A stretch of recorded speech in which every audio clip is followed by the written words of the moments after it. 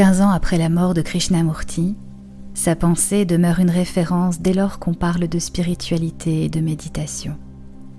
Loin de prétendre à fonder une église ou une secte, ce philosophe inclassable invite chacun de nous à prendre conscience des multiples conditionnements qui l'environnent, idéologies, croyances, modèles sociaux, etc., afin de s'en dégager et de trouver en lui-même la source de sa liberté. Le livre de la méditation et de la vie offre un ample panorama des thèmes les plus souvent abordés dans son enseignement: la souffrance, le désir, l'amour, la mort. Les chapitres de l'ouvrage correspondent au mois de l'année et comportent chacun 4 thèmes de réflexion. C'est la manière idéale de découvrir la pensée de Krishnamurti. Retrouvez dès aujourd'hui un enregistrement par jour. Les thèmes abordés ce mois-ci sont le temps, la perception, le cerveau et la transformation. Vous pourrez retrouver facilement tous ces enregistrements dans la playlist Krishnamurti du mois d'octobre.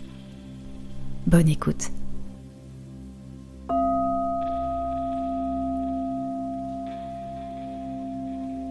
Le livre de la méditation et de la vie, Krishnamurti, 10 octobre. Cette conscience sans choix. Les grands visionnaires nous ont toujours dit que l'expérience était nécessaire. Selon eux, c'est grâce à l'expérience que l'on comprend.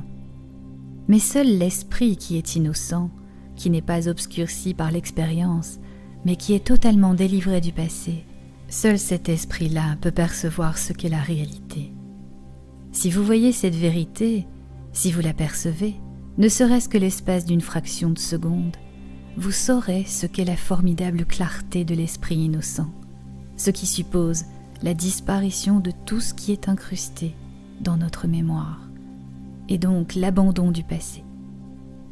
Mais pour percevoir cela, les comment faire sont hors de question.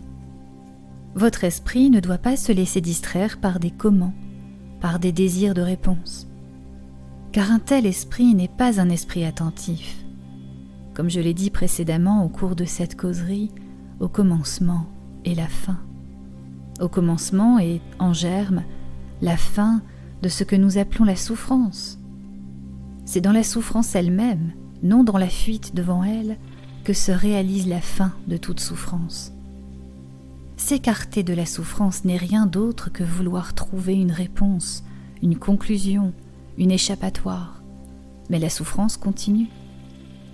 Alors que si vous lui accordez toute votre attention, c'est-à-dire si vous y impliquez tout votre être, vous verrez alors qu'il y a une perception n'impliquant ni le temps, ni l'effort, ni le moindre conflit.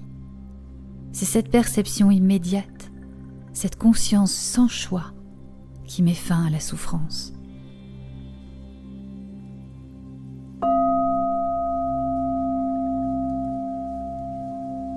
Je vous retrouve demain avec plaisir pour une nouvelle lecture. Et si ce n'est pas déjà fait, merci de penser à vous abonner, à laisser un commentaire, à partager autour de vous, à liker. Ainsi vous soutenez la chaîne et l'encouragez. Belle journée, belle soirée, belle nuit. Et à demain.